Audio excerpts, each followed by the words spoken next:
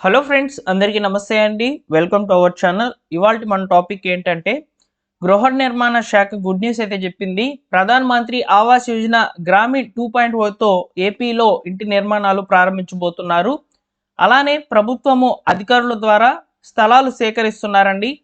ప్రభుత్వం ప్రకటించినటువంటి ఎన్నికల మేనిఫెస్టోలో ఉచితంగా 2 సెంట్లు 3 సెంట్లు స్థలాలకు సంబంధించి అయితే ప్రభుత్వం స్థలాలు సేకరిస్తున్నట్లు సమాచారము. అలానే మన యొక్క రాష్ట్ర బడ్జెట్ 2026-27లో గృహ నిర్మాణ శాఖకు దాదాపు 6,357 కోట్లయితే ప్రకటించడం జరిగిందనమాట. 6 లక్షల ఇళ్ల నిర్మాణాలను పూర్తి చేయాలని ప్రభుత్వం లక్ష్యంగా అయితే పెట్టుకున్నట్లు తెలుస్తోంది. అయితే ప్రస్తుతానికి గృహ నిర్మాణ శాఖ ఏం చేస్తుంది మన యొక్క రాష్ట్ర వ్యాప్తంగా అనే వివరాలు అనేటివి నేను మీకు ఈ వీడియోలో చెప్తాను. ముందుగా అయితే గుడ్ న్యూస్ ఏంటంటే ప్రధాన్ మంత్రి ఆవాస్ యోజన గ్రామీణ విభాగానికి సంబంధించి ఎవరైతే దరఖాస్తులు పెట్టుకొని ఉన్నారో వారికి వచ్చే నెల నుంచి అయితే ఇంటి నిర్మాణాలు ప్రారంభించేందుకు ప్రభుత్వము సిగ్నల్ అయితే ఇవ్వబోతుంది. పూర్తి వివరాలు తెలియజేస్తాను, వీడియోని పూర్తిగా చూడండి. అలానే మీకు ఈ ఇన్ఫర్మేషన్ కనుక నచ్చినట్లయితే లైక్ చేసి మీ మిత్రులకు అందరికీ కూడా షేర్ చేయండి. ప్రతిరోజు కూడా ప్రభుత్వం నుంచి వచ్చేటువంటి ప్రభుత్వ పథకాల అప్డేట్స్ అనేటివి మన ఛానల్లో పోస్ట్ చేయబడతాయి. రెగ్యులర్గా కంటెంట్ అనేది ఉంటుందండి. డైలీ కూడా మన ఛానల్లో వీడియోస్ ఉంటాయి, సబ్స్క్రైబ్ చేసుకోండి. ఇక టాపిక్లో కనుక వచ్చినట్లయితే ముందుగా బడ్జెట్ గురించి మాట్లాడుకుందాము. గృహ నిర్మాణ శాఖకు 6,357 కోట్లు, 6 లక్షల ఇళ్ల నిర్మాణమే ప్రభుత్వ లక్ష్యం అని చెప్తున్నారు. ఇందులో ఉన్నటువంటి సమాచారం చూసుకున్నట్లయితే అర్హులైనటువంటి పేదలందరికీ సొంతింటి కళ నెరవేర్చే లక్ష్యంగా కూటమి ప్రభుత్వం అడుగులు వేస్తోంది. 2019-24 మధ్య కాలంలో గృహ నిర్మాణ పథకాలు కేటాయించినటువంటి సుమారు 3,300 కోట్లు అప్పటి ప్రభుత్వం ఇతర ప్రయోజనాలకు మళ్లించడంతో ఇళ్ల నిర్మాణాలు అనేటివి నత్తనడకన నిలిచాయి. కూటమి ప్రభుత్వం వచ్చిన తర్వాత మళ్లించినటువంటి నిధులను గృహ నిర్మాణ శాఖకి వినియోగించి 2 ఏళ్ల వ్యవధిలోనే ఏకంగా 3 లక్షల ఇళ్ల నిర్మాణాలను పూర్తి చేసింది. ఎంతో కాలంగా ఎదురు చూస్తున్నటువంటి లబ్ధిదారులతో స్వయంగా సీఎం చంద్రబాబు నాయుడు గారు సామూహిక గృహ ప్రవేశాలు చేయించి వారికి తాళం చెవులు ఇవ్వడం జరిగిందని చెప్పి చెప్తున్నారనమాట.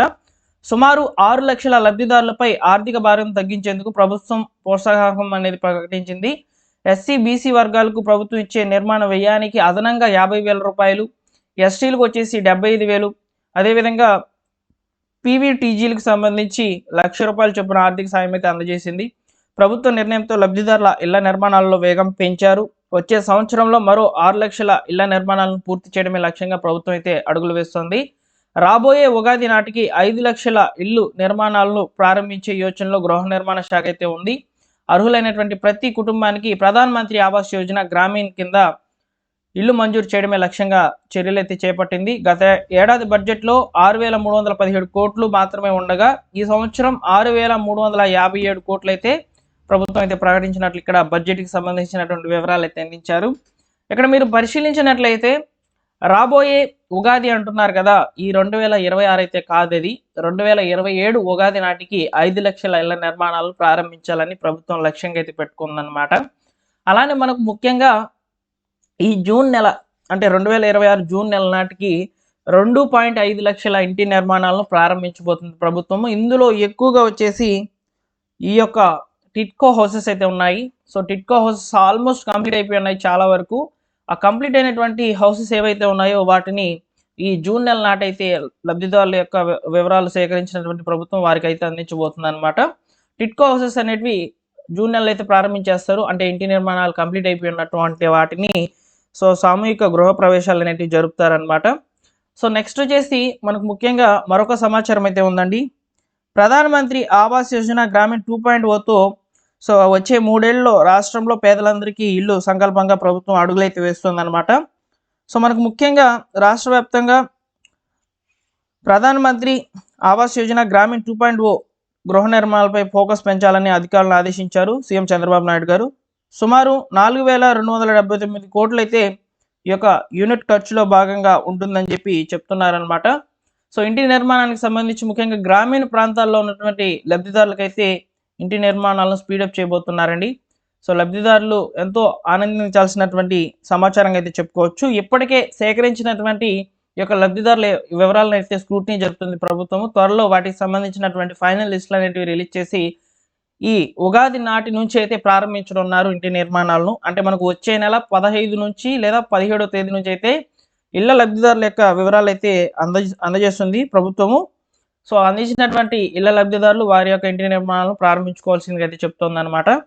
అయితే ప్రధానమంత్రి ఆవాస్ యోజన పథకంలో ప్రతి గృహ యూనిట్ విలువ 2,39,000 కాగా ఈ మొత్తం కన్వర్టెడ్ స్వయం సహాయక బృందాల నుంచి రుణం తీసుకొని సో మనకు రుణాల రూపంలో మరియు ప్రభుత్వం సబ్సిడీ రూపంలో అయితే ఇంటి నిర్మాణాలకు సో ప్రభుత్వం హెల్ప్ చేస్తుందన్నమాట. అయితే ఇక్కడ మనకు గ్రామీణ పథకం కింద గ్రామీణ ప్రాంతాల్లో గృహ నిర్మాణానికి స్థిరమైన ఆర్థిక వ్యవస్థ ఏర్పడుతుందనేది ప్రభుత్వం యొక్క భావన అనమాట.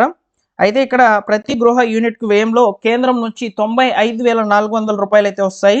రాష్ట్రం వాటా వచ్చేసి 63,600 రూపాయలు అయితే వస్తాయన్నమాట. మిగిలిన భాగం స్వయం సహాయక బృందాల కన్వర్టెడ్ పథకాల ద్వారా సమకూరుతుంది. ఇందులో గ్రామీణ ఉపాధి హామీ పథకం కింద 90 రోజులు పనిచేసేటువంటి కార్డు ఉన్నటువంటి వాళ్ళకి 27,000 రూపాయలు అదనంగా రాబోతున్నాయి. స్వచ్ఛ భారత్ మిషన్ గ్రామీణ కింద 12,000 రూపాయలు టాయిలెట్స్ కోసం అయితే వెచ్చించనున్నట్లు ప్రభుత్వం అయితే చెప్తుందన్నమాట.